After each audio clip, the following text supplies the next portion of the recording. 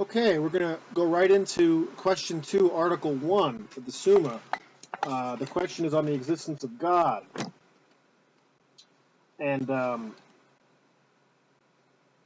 question here is whether the proposition God exists is self-evident, followed by article 2, whether it's demonstrable, and finally 3, whether God exists. Is the existence of God self-evident? Of course, to God, his existence is self-evident. God is his existence. God's knowledge is himself, as is discussed in the compendium articles, chapters. But is God's existence self-evident? The famous argument, two famous arguments for this come from St. Anselm in the 11th century, I believe, and Descartes, René Descartes. St. Thomas doesn't mention Anselm by name, but objection 2 is the Anselmian argument. Well, let's go through this a bit.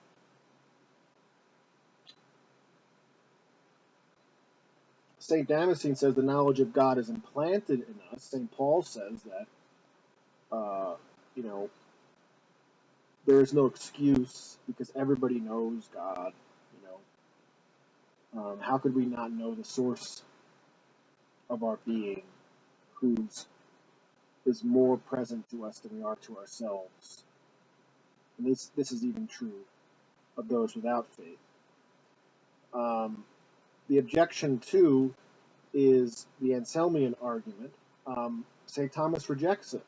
There are some Catholic Christians who accept the Anselmian argument. It's important to realize, though, that St. Anselm wasn't doing, strictly speaking, natural theology when he wrote his argument, Proslogion and Monologion, one of those works where he has this argument as well, followed by objections to it. I think we should dwell on this a little bit. This is important. For St. Thomas, the existence of God is demonstrable, yes. We can know by human reason, but it's only demonstrable by the argument from effect to cause. And the effects that lead to our positing God as a cause are empirical effects. They're effects that we see in the world, that we see outside of ourselves through our senses and reasoning, interpreting what our senses are telling us. Beginning with the very basic, fundamental, empirical knowledge we have that there's things that move. Anselm thought that we can begin perhaps only if we already have contact with God.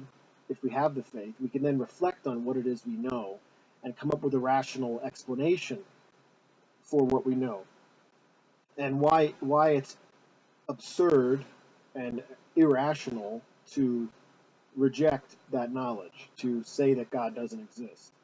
I happen to think that the Anselmian argument works, in a sense, as an explication, as another articulation of what we already know when we've encountered God at some point in our lives, either through faith or through reasoning, in an empirical, demonstrable, a posteriori way.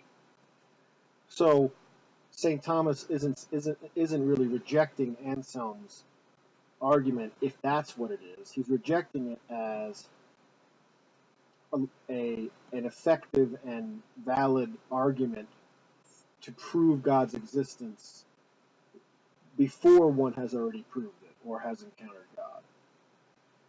So basically the argument is that just as if we know that when we know the word whole, we know greater than the part, because greater than the part is sort of defined, it's contained in the understanding of the concept whole.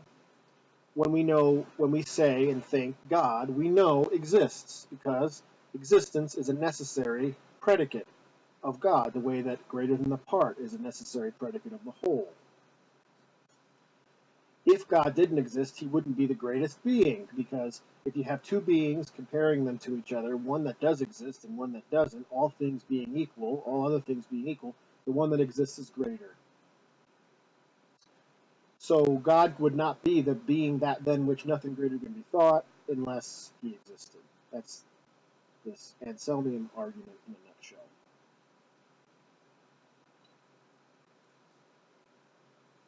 And objection 3 is interesting as well. You can't deny the existence of truth, because you say there is no truth, and someone says, is that true? In other words, you're affirming the existence of truth in the very denial of it. Well, God is truth, therefore you can't deny that God exists either. Just like, you can't logically do it. It's like saying, I am not speaking, right? If I said that, I'm speaking in order to say it, right? Okay. So St. Thomas says that if something was self-evident, then nobody could mentally admit the opposite. Nobody can mentally admit that the whole is not greater than the part. That's true. And yet, people do admit God doesn't exist. That's it. So it must not be self-evident in the same way, at least, that of a normal self-evident proposition that the whole is greater than the part. St. Thomas's respondio is making a distinction. Things can be self-evident in themselves and self-evident to us.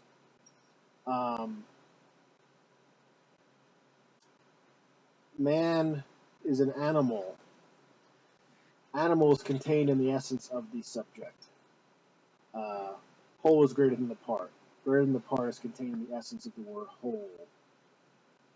And everybody knows that man is an animal. So that's self-evident to us.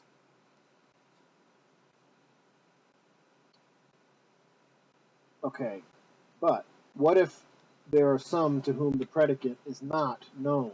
So an angel is a incorporeal being. Not everyone knows that. So that's self-evident to the wise, not to all. Then there would be something that is self-evident to no one but God, for instance, which is God's existence. Now, why is God's existence not self-evident to us? St. Thomas says, because we do not know the essence of God. We don't know what we mean when we say God. We literally do not have that knowledge.